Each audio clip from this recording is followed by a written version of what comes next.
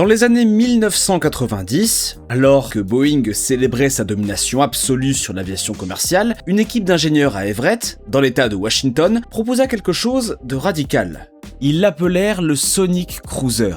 Un avion conçu pour voler à Mach 0,98, juste en dessous de la vitesse du son, couvrant les routes transatlantiques 15 à 20% plus vite que tout ce qui volait dans le ciel. Le concept était saisissant.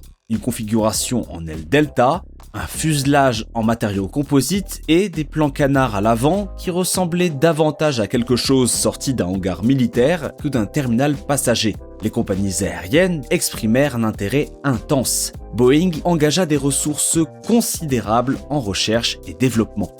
Le projet représentait l'avenir du vol, la preuve que Boeing pouvait encore mener par l'audace de son ingénierie plutôt que par l'amélioration incrémentale. Puis le monde changea.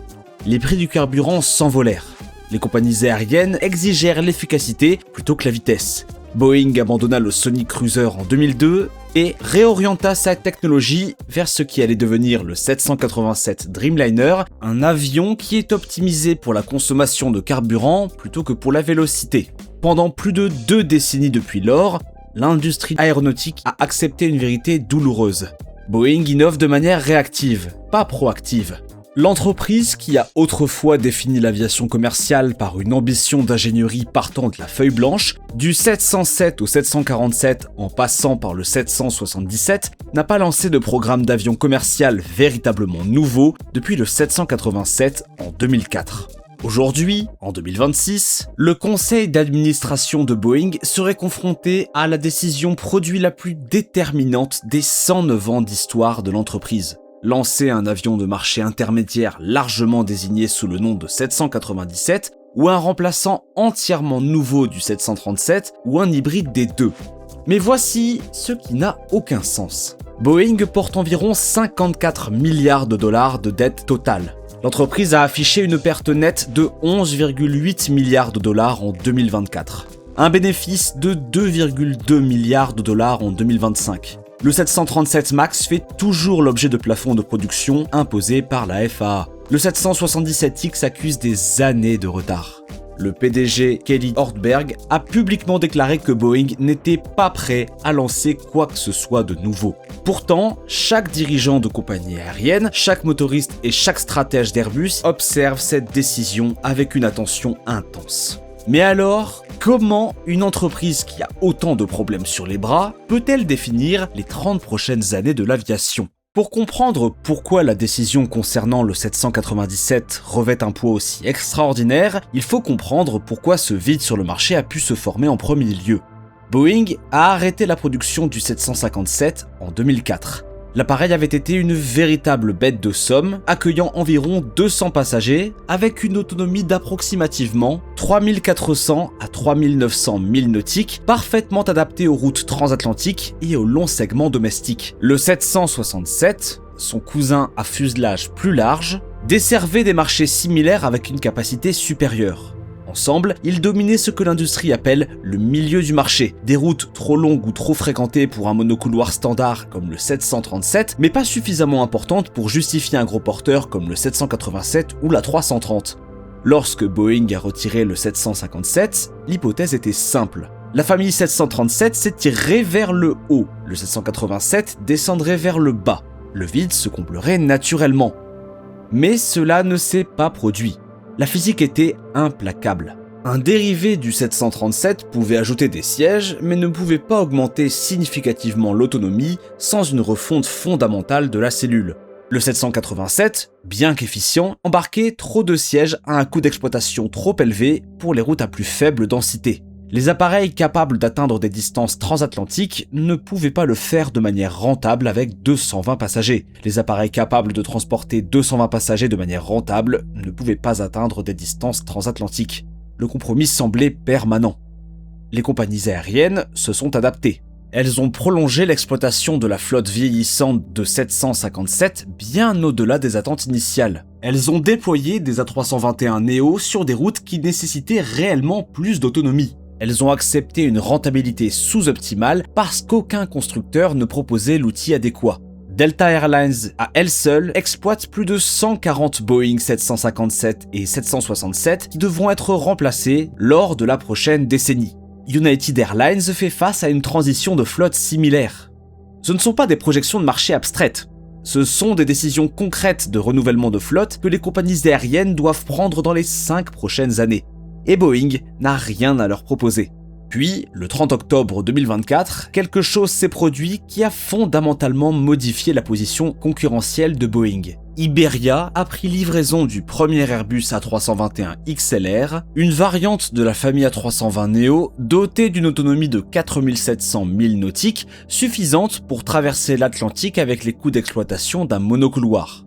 En quelques semaines, Iberia a opéré le premier vol commercial transatlantique de l'appareil de Madrid à Boston le 14 novembre. L'A321 XLR n'a pas simplement été mis en service, il a validé une stratégie tout entière. Les compagnies aériennes en avaient déjà commandé plus de 500 exemplaires. American Airlines, United Airlines, Aer Lingus, Iberia et d'autres avaient tous passé des commandes. Mais l'A321 XLR a ses limites, et celle-ci révèle exactement pourquoi le concept du 797 refuse de disparaître. L'A321 XLR, selon la configuration choisie par l'opérateur, transporte environ 140 à 200 passagers dans une configuration monocouloir à 6 sièges de front. Sur des vols dépassant 8 heures, cette cabine étroite devient un désavantage concurrentiel. Les passagers se sentent plus à l'étroit. Les compagnies aériennes qui opèrent des services premium transatlantiques perdent l'expérience du double couloir à laquelle les voyageurs d'affaires s'attendent. C'est précisément le créneau que le 797 de Boeing était conçu pour combler.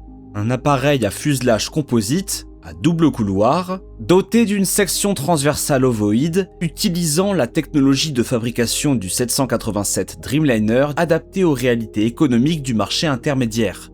Le concept avait été affiné dès 2017. Le NMA a été annulé. Ce qu'Airbus avait construit de manière incrémentale avec l'A321 XLR, Boeing avait l'intention de le surpasser d'un bond grâce à une conception entièrement nouvelle. Mais la crise du 737 MAX a ensuite accaparé l'entreprise tout entière. 2 accidents mortels en 2018 et 2019 ont tué 346 personnes. L'immobilisation au sol à l'échelle mondiale qui a suivi n'a pas seulement interrompu les livraisons du MAX. Cela a contraint Boeing à réorienter ses ressources d'ingénierie, les détournant du développement de nouveaux appareils pour les consacrer à la résolution de problèmes existants. Le PDG David Calhoun a mis le NMA en suspens pour une durée indéterminée en janvier 2020. Le discours officiel parlait d'une réévaluation en vue d'une conception entièrement nouvelle. La réalité pratique était plus simple. Boeing ne pouvait pas simultanément corriger le MAX, certifier le 777X, gérer le chaos de la chaîne d'approvisionnement et développer un programme d'avion entièrement nouveau. Puis vint le 5 janvier 2024. Un 737 MAX 9 d'Alaska Airlines a subi l'arrachement d'un bouchon de porte à 16 000 pieds d'altitude. Les enquêtes ont révélé que l'appareil avait quitté l'usine Boeing de Renton avec des boulons manquants. La FAA a imposé un plafond de production de 38 appareils par mois, désormais relevé à 42. La trésorerie de Boeing, déjà sous tension, s'est encore resserrée. Kelly Ortberg est devenu PDG en août 2024. Une grève des machinistes d'environ 8 semaines a suivi en septembre, aboutissant finalement à un accord qui augmentait les salaires. L'accord de fin de grève contenait une clause aux implications stratégiques considérables. Le prochain nouvel avion de Boeing, qu'il s'agisse du 797 ou alors du remplaçant du 737, devra être construit dans la région de Puget Sound. Cette seule disposition ancre la décision aéronautique la plus importante du siècle à une géographie, une main-d'œuvre et une structure de coûts spécifiques. Fin 2025, la situation de Boeing était critique. Les 737 MAX 7 et MAX 10 attendaient toujours leur certification, désormais prévue pour 2026. Le 777X avait de nouveau glissé, avec une première livraison désormais anticipée en 2027 et des charges avant impôts dépassant les 15 milliards de dollars. Boeing se noyait simultanément sous la demande tout en étant affamé de capacité de production. Mais c'est ici que toute cette histoire prend un grand tournant inattendu.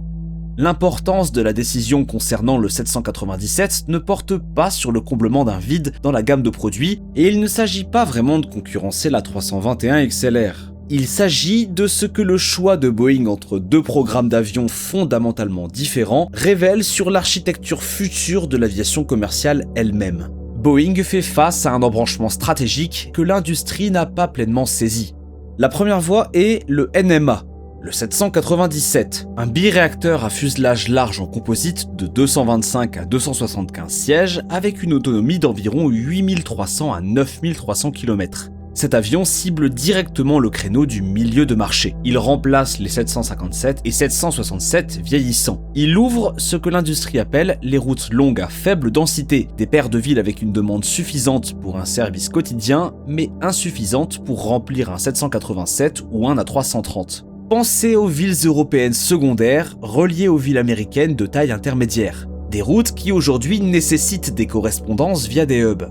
La deuxième voie est le FSA, le futur Single Aisle, un remplacement entièrement nouveau du 737 MAX lui-même. Celui-ci cible le segment le plus important de toute l'aviation commerciale, le marché des monocouloirs qui représente environ 70% de toutes les ventes d'avions commerciaux.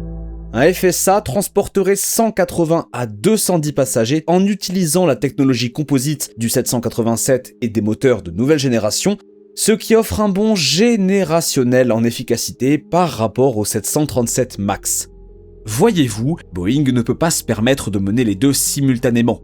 Les coûts de développement de l'un ou l'autre programme pourraient dépasser 20 milliards de dollars. La dette totale de Boeing s'élève à environ 54 milliards de dollars. La cruelle arithmétique est la suivante. Si Boeing construit le 797 en premier, il s'empare du marché intermédiaire, mais laisse le 737 MAX affronter des variantes Airbus A320neo de plus en plus efficaces durant encore 15 à 20 ans. La famille Airbus A320 a déjà dépassé le 737 en nombre total de livraisons. Si Boeing construit le FSA en premier, il protège sa franchise monocouloir, la source de revenus la plus importante de l'aviation commerciale, mais abandonne entièrement le marché intermédiaire à Airbus et à son A321 XLR. Chaque voie comporte un risque existentiel.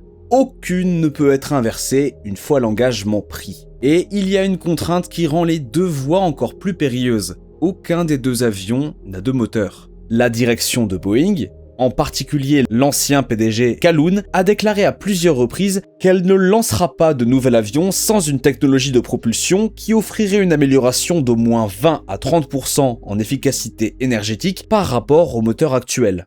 CFM International développe le programme RISE, une architecture assoufflante non carénée qui promet une efficacité énergétique supérieure de 20% par rapport à celle des moteurs LEAP qui équipent aujourd'hui les 737 MAX et A320neo. Mais le RISE ne devrait pas être prêt pour la mise en service avant le milieu des années 2030.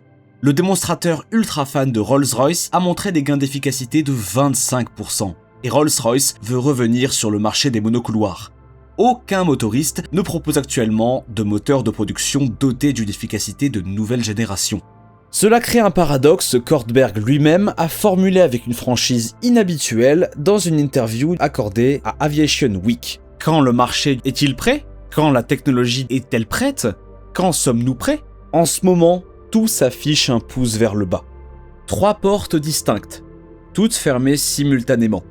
Boeing ne peut forcer l'ouverture d'aucune d'entre elles. Pourtant, les compagnies aériennes ne peuvent pas se permettre d'attendre le calendrier de Boeing. Chaque commande qu'une compagnie aérienne passe aujourd'hui pour un A321 XLR représente une route que le 797 était censé desservir. Chaque année de retard de Boeing, Airbus accumule de l'expérience opérationnelle, de la fidélité client et des courbes d'apprentissage en production qui deviennent de plus en plus difficiles à surmonter. L'A321 XLR n'a pas besoin d'être parfait.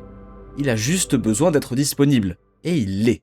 L'industrie aéronautique a toujours mesuré l'avantage concurrentiel en commande, livraison et part de marché. Le défi de Boeing exige une métrique complètement différente, la crédibilité. Boeing doit démontrer qu'il est capable de concevoir, certifier et livrer un nouvel avion dans les délais, dans les budgets et sans les défaillances de qualité qui ont défini les 6 dernières années. Le rachat de Spirit Aerosystems pour 8,3 milliards de dollars, dettes comprises, représente une tentative de reprendre le contrôle de la fabrication. La récente restauration par la FAA de l'autorité d'inspection de Boeing signale un retour lent de la confiance réglementaire. Les objectifs de production de 47-737 par mois d'ici mi-2026 démontreraient une stabilité opérationnelle.